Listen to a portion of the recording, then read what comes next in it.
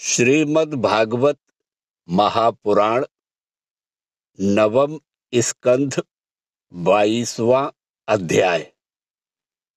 पांचाल, कौरव और मगध देशीय राजाओं के वंश का वर्णन। ओम नमो भगवते वासुदेवाय। श्री सुखदेव जी कहते हैं, परीक्षित, दिवोदास का पुत्र था मित्रेयु। मित्रेयु के 4 पुत्र हुए, च्यवन, सुदास, सहदेव और सौमक। सौमक के 100 पुत्र थे। उनमें सबसे बड़ा जंतु और सबसे छोटा प्रसत था। प्रसत के पुत्र द्रुपद थे। द्रुपद के द्रौपदी नाम की पुत्री और धृष्टद्युम्न आदि पुत्र हुए। धृष्टद्युम्न का पुत्र था धृष्टकेतु। धर्माश्व के वंश में उत्पन्न हुए ये नरपति पांचाल कहलाए। अजमीर का दूसरा पुत्र था ऋक्ष। उसके पुत्र हुए संवरण। संवरण का विवाह सूर्य की कन्या तपती से हुआ। उन्हीं के गर्भ से कुरुक्षेत्र के स्वामी कुरु का जन्म हुआ। कुरु के 4 पुत्र हुए, परीक्षित, सुधन्वा, जरहु और निषधाश्व। सुधन्वा से सुहोत्र, सुहोत्र से च्यवन, च्यवन से कृति, कृति से उपरचर वसु और उपरचर वसु से बृहद्रथ आदि कई पुत्र उत्पन्न हुए। उनमें बृहद्रथ, कुशाम, मत्स्य, प्रत्यग्र और चेदिप आदि चेदि देश के राजा हुए। बृहद्रथ का पुत्र था कुशाग्र। कुशाग्र का ऋषभ, ऋषभ का सत्यहित, सत्यहित का पुष्पवान और पुष्पवान के जहू नामक पुत्र हुआ। बृहद्रथ की दूसरी पत्नी के गर्भ से एक शरीर के 2 टुकड़े उत्पन्न हुए। उन्हें माता ने बाहर फेंकवा दिया। जब जरा नाम की राक्षसी ने जियो जियो इस प्रकार कहकर खेल खेल में उन दोनों टुकड़ों को जोड़ दिया, उसी जोड़े हुए बालक का नाम हुआ जरासंध। जरासंध का सहदेव, सहदेव का सोमापी और सोमापी का पुत्र हुआ श्रुतश्रवा। कुरु के ज्येष्ठ पुत्र परीक्षित के कोई संतान नहीं हुई। जरहु का पुत्र था सुरथ। सुरथ का विदुरथ, विदुरथ का सार्वभौम, सार्वभौम का जयसेन, जयसेन का राधिक और राधिक का पुत्र हुआ अयुत। अयुत का क्रोधन, क्रोधन का देवातिथि, देवातिथि का ऋष्य, ऋष्य का दिलीप और दिलीप का पुत्र हुआ प्रतीप। प्रतीप के 3 पुत्र थे, देवापी, शंतनु और बाल्मीक। देवापी अपना पैतृक राज्य छोड़कर वन में चला गया, इसलिए उसके छोटे भाई शंतनु राजा हुए। पूर्व जन्म में शांतनु का नाम महाभिष था। इस जन्म में भी वे अपने हाथों से जिसे छू देते थे वह बूढ़े से जवान हो जाता था, उसे परम शांति मिल जाती थी। इसी करामात के कारण उनका नाम शांतनु हुआ। एक बार शांतनु के राज्य में 12 वर्ष तक इंद्र ने वर्षा नहीं की। इस पर ब्राह्मणों ने शांतनु से कहा कि तुमने अपने बड़े भाई देवापी से पहले ही विवाह, अग्निहोत्र और राजपद को स्वीकार कर लिया है, अतः तुम परिवेत्ता हो। इसी से तुम्हारे राज्य में वर्षा नहीं होती। अब यदि तुम अपने नगर और राष्ट्र की उन्नति चाहते हो तो शीघ्र से शीघ्र अपने बड़े भाई को राज्य लौटा दो। जब ब्राह्मणों ने शांतनु से इस प्रकार कहा तब उन्होंने वन में जाकर अपने बड़े भाई देवापी से राज्य स्वीकार करने का अनुरोध किया, परंतु शांतनु के मंत्री अस्मरात ने पहले से ही उनके पास कुछ ऐसे ब्राह्मण भेज दिए थे जो वेद को दूषित करने वाले वचनों से देवापी को वेद मार्ग से विचलित कर चुके थे। इसका फल यह हुआ कि देवापी वेदों के अनुसार गृहस्थ आश्रम स्वीकार करने की जगह उनकी निंदा करने लगे। इसलिए वे राज्य के अधिकार से वंचित हो गए और तब शांतनु के राज्य में वर्षा हुई।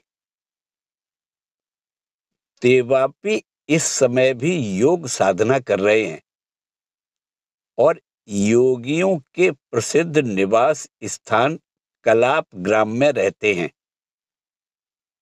जब कलयुग में चंद्रवंश का नाश हो जाएगा तब सतयुग के प्रारंभ में वे फिर उसकी स्थापना करेंगे। शांतनु के छोटे भाई बाल्मीकि का पुत्र हुआ सोमदत्त। सोमदत्त के 3 पुत्र हुए, भूरि, भूरिश्रवा और शल। शांतनु के द्वारा गंगा जी के गर्भ से नैष्ठिक ब्रह्मचारी भीष्म का जन्म हुआ। वे समस्त धर्मज्ञों के सिरमौर, भगवान के परम प्रेमी भक्त और परम ज्ञानी थे। वे संसार के समस्त वीरों के अग्रगण्य नेता थे। औरों की तो बात ही क्या, उन्होंने अपने गुरु भगवान परशुराम को भी युद्ध में संतुष्ट कर दिया था। शांतनु के द्वारा दासराज की कन्या के गर्भ से 2 पुत्र हुए, चित्रांगद और विचित्रवीर। चित्रांगद को चित्रांगद नामक गंधर्व ने मार डाला। इसी दास राज की कन्या सत्यवती से पाराशर जी के द्वारा मेरे पिता भगवान के कलावतार स्वयं भगवान श्री कृष्ण द्वैपायन व्यास जी अवतीर्ण हुए थे। उन्होंने वेदों की रक्षा की। परीक्षित, मैंने उन्हीं से इस श्री मद्भागवत पुराण का अध्ययन किया था। यह पुराण परम गोपनीय, अत्यंत रहस्यमय है। इसी से मेरे पिता भगवान व्यास जी ने अपने पैल आदि शिष्यों को इसका अध्ययन नहीं कराया, मुझे ही इसके योग्य अधिकारी समझा। एक तो मैं उनका पुत्र था और दूसरे शांति आदि गुण भी मुझ में विशेष रूप से थे। शांतनु के दूसरे पुत्र विचित्रवीर्य ने काशीराज की कन्या अंबिका और अंबालिका से विवाह किया। उन दोनों को भीष्म जी स्वयंवर से बलपूर्वक ले आए थे। विचित्रवीर अपनी दोनों पत्नियों में इतना आसक्त हो गया कि उसे राजयक्ष्मा रोग हो गया और उसकी मृत्यु हो गई। माता सत्यवती के कहने से भगवान व्यास जी ने अपने संतानहीन भाई की स्त्रियों से धृतराष्ट्र और पांडु दो पुत्र उत्पन्न किए।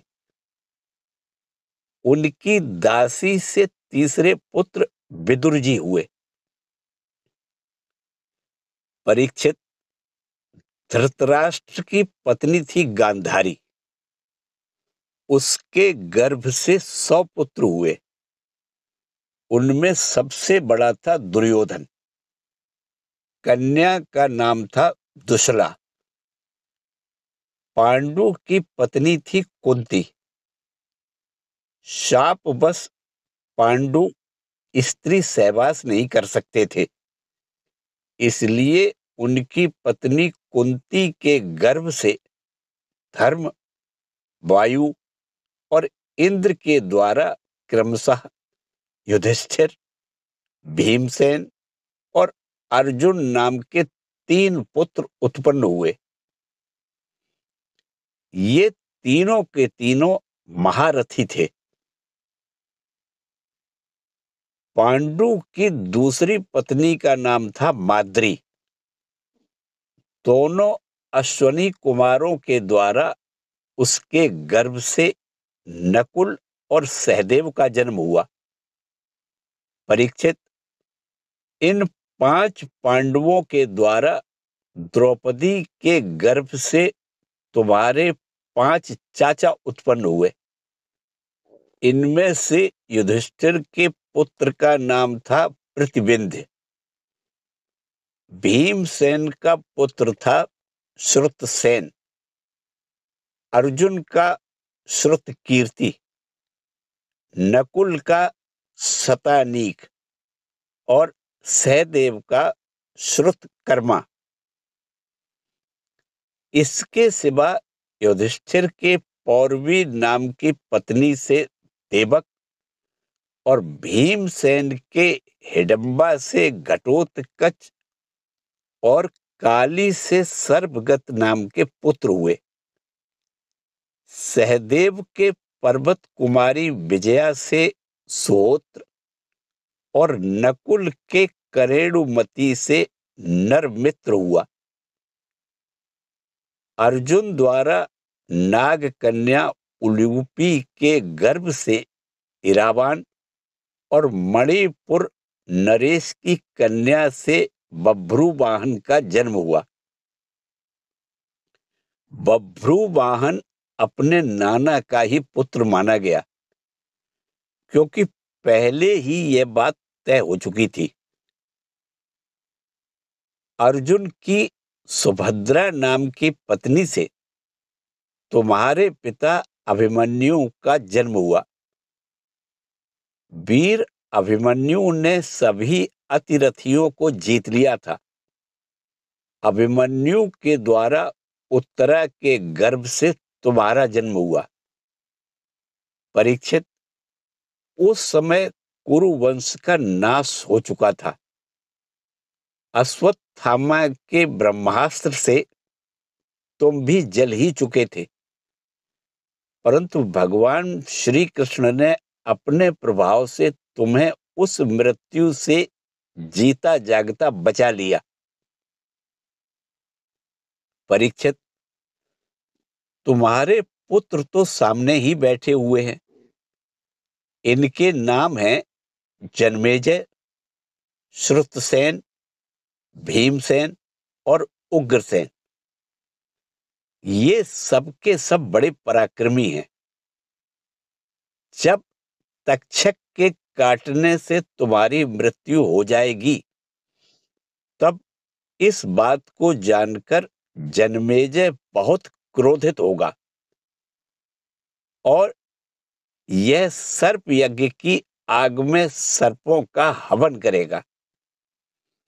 यह काशवेय तुर को पुरोहित बनाकर अश्वमेध यज्ञ करेगा और सब ओर से सारी पृथ्वी पर विजय प्राप्त करके यज्ञों के द्वारा भगवान की आराधना करेगा। जन्मेजय का पुत्र होगा शतानीक। वह याज्ञवल्क्य ऋषि से तीनों वेद और कर्म कांड की तथा कृपाचार्य से अस्त्र विद्या की शिक्षा प्राप्त करेगा एवं शौनक जी से आत्मज्ञान का संपादन करके परमात्मा को प्राप्त होगा। शतानीक का सहस्रानीक, सहस्रानीक का अश्वमेधज, अश्वमेधज का असीम कृष्ण और असीम कृष्ण का पुत्र होगा नेमिचक्र। जब हस्तिनापुर गंगा जी में बह जाएगा, तब वह कौशाम्बीपुरी में सुखपूर्वक निवास करेगा। नेमिचक्र का पुत्र होगा चित्ररथ। चित्ररथ का कविरथ, कविरथ का वृष्टिमान, वृष्टिमान का राजा सुखेण, सुखेण का सुनीत, सुनीत का नृचक्षु, नृचक्षु का सुखीनल, सुखीनल का परिप्लव, परिप्लव का सुनय, सुनय का मेधावी, मेधावी का नृपंजय, नृपंजय का दूर्व और दूर्व का पुत्र तिमि होगा।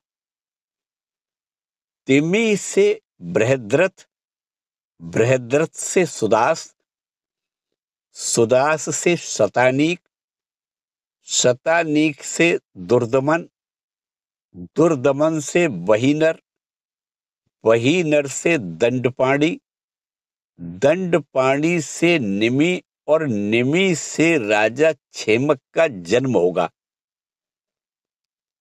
इस प्रकार मैंने तुम्हें ब्राह्मण और क्षत्रिय दोनों के उत्पत्ति स्थान सोम वंश का वर्णन सुनाया। बड़े बड़े देवता और ऋषि इस वंश का सत्कार करते हैं। यह वंश कलयुग में राजा क्षेमक के साथ ही समाप्त हो जाएगा। अब मैं भविष्य में होने वाले मगध देश के राजाओं का वर्णन सुनाता हूं। जरासंध के पुत्र सहदेव से मार्जारी और मार्जारी से श्रुतश्रवा, श्रुतश्रवा से अयुतायु और अयतायु से निर्मित्र नामक पुत्र होगा। निर्मित्र के सुनछत्र, सुनछत्र के बृहतसेन, बृहतसेन के कर्मजित, कर्मजित के श्रुतंजय, श्रुतंजय के विप्र और विप्र के पुत्र का नाम होगा शुचि। शुचि से क्षेम, क्षेम से सुब्रत, सुब्रत से धर्मसूत्र, धर्मसूत्र से शम और शम से द्युमत सेन, द्युमत सेन से सुमति और सुमति से सुबल का जन्म होगा। सुबल का सुनीत, सुनीत का सत्यजित, सत्यजित का विश्वजित और विश्वजित का पुत्र रिपुंजय होगा। ये सब बृहद्रथ वंश के राजा होंगे। इनका शासनकाल 1000 वर्ष के भीतर ही होगा। इसी के साथ नवम स्कंद से 22वां अध्याय समाप्त हुआ। ओम नमो भगवते वासुदेवाय।